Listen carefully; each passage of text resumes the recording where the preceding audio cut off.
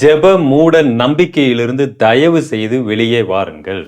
இன்றைக்கு இருக்கக்கூடிய சபைகள் உங்களை தக்க வைப்பதற்காக வைக்கக்கூடிய சில நெறிமுறைகள் அல்லது வழக்கங்கள் என்ன அப்படின்னு கேட்டீங்கன்னா, 10 நாள் உபவாச கூடுகை, 30 நாள் உபவாச கூடுகை, 3 நாட்கள் உபவாச கூடுகை, இப்படி நிறைய எல்லாம் உபவாச கூடுகை, நிறைய ஜெப கூடுகை, இப்படி நிறைய வைத்துக் கொண்டு இருக்கிறார்கள்.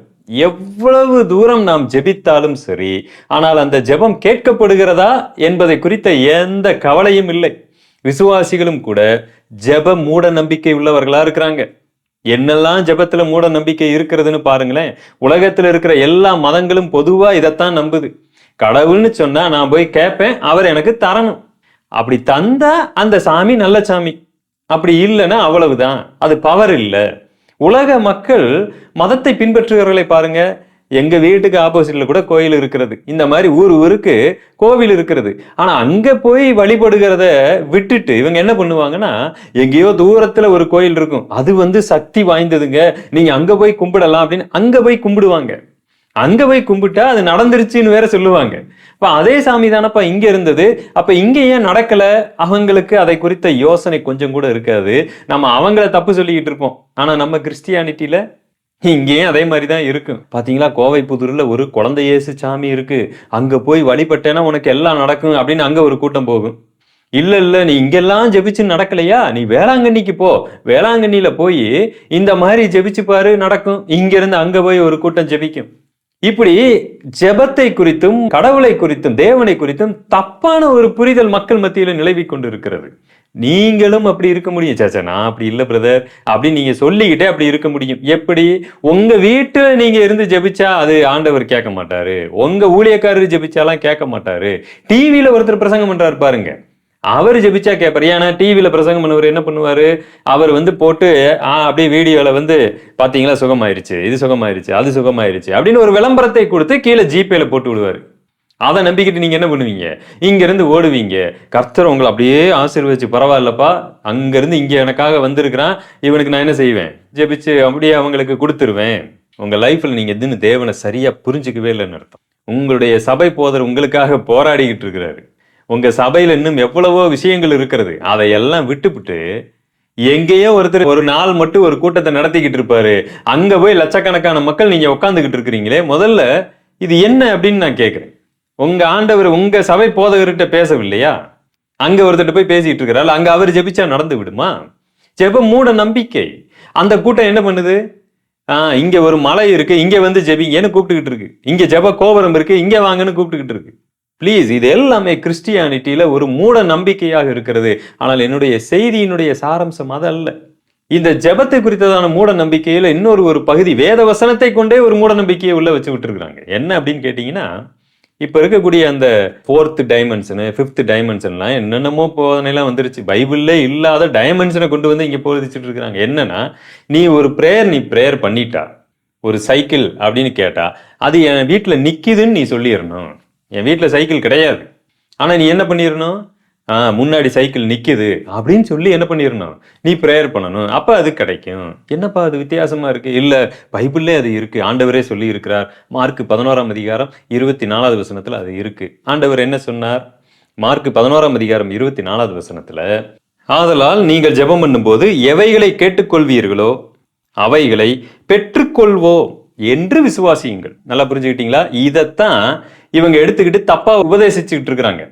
நீங்கள் ஒரு விஷயத்தை எதை கேட்டுக்கொண்டீர்களோ அதை பெற்றுக்கொள்வோம் என்று விசுவாசியுங்கள்.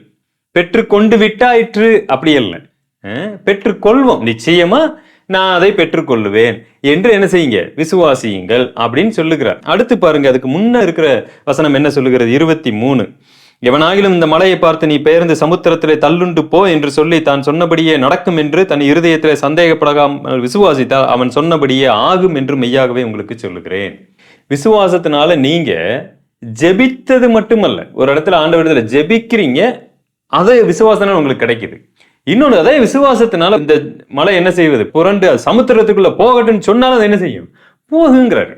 இப்ப என்னுடைய கேள்வி இதுதான், எத்தனை கர்த்தருடைய பிள்ளைகள் நாம எத்தனை விஷயத்துக்கு ஜெபிச்சிருக்கிறோம்? நம்ம சொந்த விஷயத்துக்கு விட்டுறலாங்க. இந்திய அரசியலமைப்பு சட்டம் என்பது மதச்சார்பற்ற ஒரு நாடு. இந்த மதச்சார்பற்ற நாட்டை மத சார்புள்ள நாடாக மாற்றுவதற்கு இன்னைக்கு பல வேலைகள் நடந்து கொண்டிருக்கிறது. சில கட்சிகள் மத சார்புள்ள கட்சிகளாக வெளிப்படையாகவே தங்களை அறிவித்துக் கொண்டிருக்கின்றன. அப்படிப்பட்ட கட்சிகள் ஆட்சியிலும் வந்து கொண்டிருக்கின்றன. எத்தனை முறை நாம ஜெபிச்சிருக்கிறோம், எத்தனை ஊழியர்கள் டெய்லி ஆண்டவரை போய் பார்த்து பேசிட்டு வந்துகிட்டு இருக்காங்க, பாயாசம் சாப்பிடுறாங்க, தேவ தூதன் கூட போய் இட்லி சாப்பிட்டுட்டு இருக்காங்க. ஒருத்தர்கிட்ட கூட விசுவாசம் இல்ல, ஒரே ஒரு நபர்கிட்ட கூட விசுவாசம் இல்ல. அந்த ஒரு நபரா ஆண்டவரே இதை மாற்றி விடுங்கள், இந்த நபரை கொண்டு வந்து விடுங்கள் அப்படி சொல்லிடலாம்லவா? ஏன் அப்படி நடக்க மாட்டேங்குது? உபவாச கூட்டம் லட்சக்கணக்கில் போட்டுக்கிட்டு இருக்கிறோம். எத்தனை நாட்கள் உபவாசம், அதுக்காக எவ்வளவு காணிக்கைகள், எவ்வளவு தூரம் பிரயாணம் பண்ணி போகிறோம், ஏன் நடக்கவில்லை? எத்தனை முறை ஆட்சி மாற்றத்திற்காக ஜெபித்திருக்கிறோம், ஏன் நடக்கவில்லை? என்னைக்காவது நீங்க யோசித்திருக்கீங்களா? ஒண்ணு எங்களுக்கு விசுவாசம் இல்லைன்னு சொல்லணும், எங்களோட ஆண்டவர் சரியா பேசலன்னு சொல்லணும். சரி, உங்களோட பேசல, உங்க போதர்கள் கூடமா பேசல, அல்லது உங்களுடைய ஆஸ்தான டிவி பிரசங்கியார்களோட கூடவா பேசல என்ற நியாயமான கேள்வி தானே நான் கேட்கறது. சிந்திங்க, அவங்ககிட்டே போய் கேளுங்க.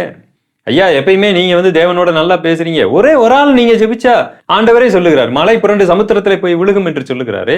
நீங்க ஜெபிச்சு அதை மாற்ற முடியாதா? பிரியமானவர்களே, ஜெபத்தை குறித்து தப்பாய் நாம் புரிந்து வைத்திருக்கிறோம். இந்த வசனம் சொல்லுகிறது உண்மைதான். இந்த வசனம் என்ன சொல்லுகிறது? யாராவது ஒருவர் நீங்கள் ஜெபம் பண்ணும் பொழுது நீங்கள் ஜெபிக்கக்கூடிய காரியத்தை பெற்றுக்கொள்வோம் என்று விசுவாசியுங்கள், நிச்சயமாய் அவர்களுக்கு என்ன பண்ணும், நடக்கும் என்று சொல்லுகிறார். பாத்தீங்களா? இது ஜெபத்தினுடைய சாரம்சம். நிச்சயமா நடக்கும். அதாவது எப்படி ஜெபிக்க வேண்டும் என்பதை ஆண்டவர் கற்றுத் தருகிறார். எதற்காக ஜெபிக்க வேண்டும் என்று இந்த வசனம் சொல்லவில்லை. ஜெபத்துல 2 வகை இருக்கு. ஒன்னு எப்படி ஜெபிக்கணும், 2வது எதற்காக ஜெபிக்க வேண்டும். எப்படி ஜெபிக்கணும்? இந்த மாதிரி தான். ஒரு விஷயத்துக்கு ஜெபிச்சா நிச்சயமாய் நாம் அதை பெற்றுக்கொள்வோம் என்கிற விசுவாசத்தோடு தான் ஜெபிக்க முடியும். அதுக்கு பேரு தான் ஜெபம். ஆனா எதற்காக ஜெபிக்க வேண்டும் என்பதை இந்த வசனம் சொல்லவில்லை, அது வேறு வசனம் சொல்லுகிறது. அப்ப தப்பா நீங்க எதையாவது ஒன்ன ஜெபிச்சுட்டு அதற்காக நான் ஜெபிச்சேன் நடக்கல அப்படின்னு சொல்லிட்டு இருக்க முடியாது. சோ எதற்காக ஜெபிக்க வேண்டும்? 1 யோவான் 5ஆம் அதிகாரம் 14வது வசனம், நாம் எதையாகிலும் அவருடைய சித்தத்தின்படி கேட்டால் அவர் நமக்கு செவி கொடுக்கிறார் என்பதே அவரை பற்றி நாம் கொண்டிருக்கிற தைரியம். இந்த வசனம் என்ன சொல்லுகிறது? நாம எதையாச்சும் அவருடைய சித்தத்தின்படி கேட்டா ஒரு தைரியம், அவர் என் ஜெபத்தை கேட்கிறாருங்கிற தைரியம் இருக்கிறது.